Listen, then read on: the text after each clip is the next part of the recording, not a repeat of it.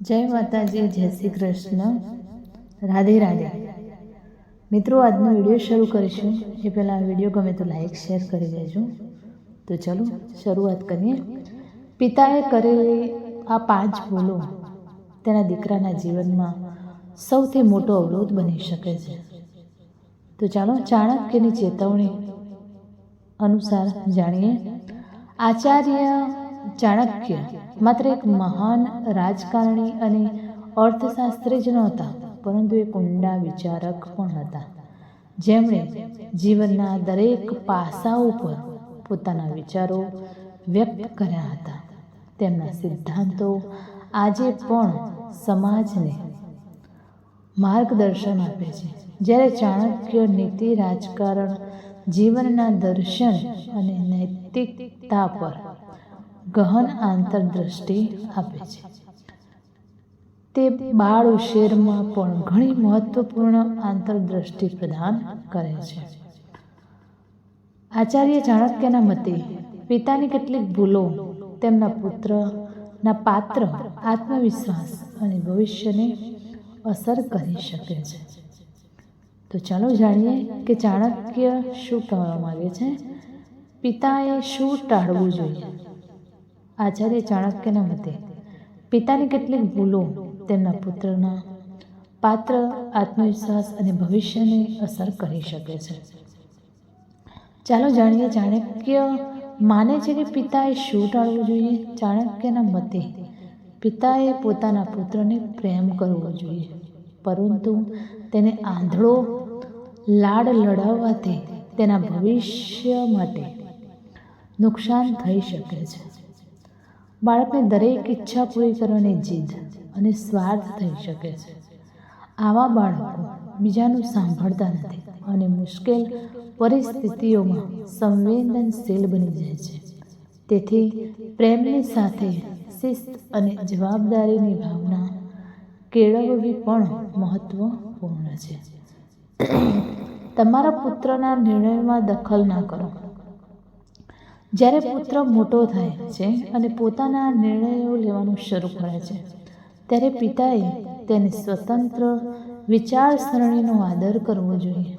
વારંવાર દખલ કરવાથી તેની આત્મનિર્ભરતા નબળી પડી શકે છે.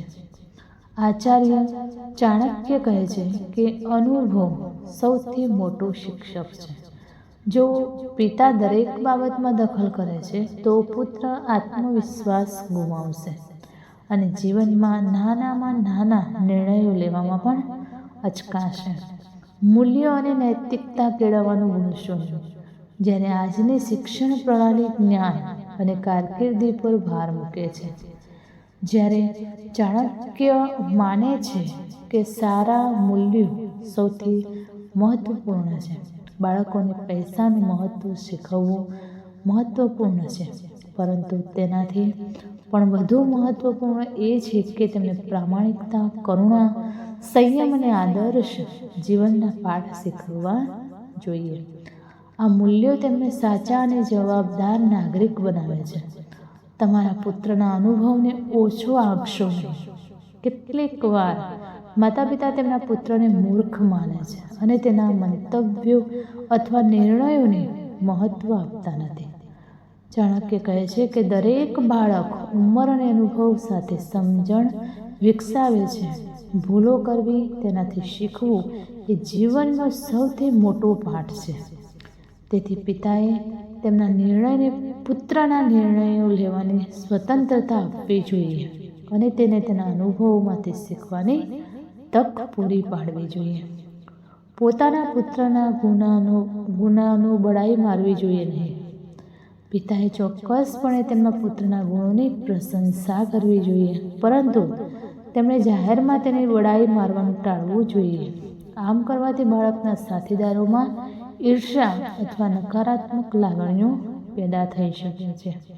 યોગ્ય અભિગમ એ છે કે તેમના પુત્રની ખાનગીમાં પ્રશંસા કરવી અને તેને નમ્ર રહેવાનું શીખવવું. પોતાના પુત્રના ગુણોની બડાઈ મારવી જોઈએ નહીં. પિતાએ ચોક્કસપણે તેમના પુત્રના ગુણોની પ્રશંસા કરવી જોઈએ, પરંતુ તેમણે જાહેરમાં તેની બડાઈ મારવાનું ટાળવું જોઈએ.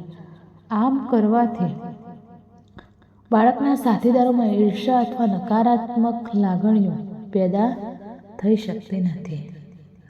યોગ્ય અભિગમ એ છે કે તેમના પુત્રની ખાનગીમાં પ્રશંસા કરવી અને તેને નમ્ર રહેવાનું શીખવવું.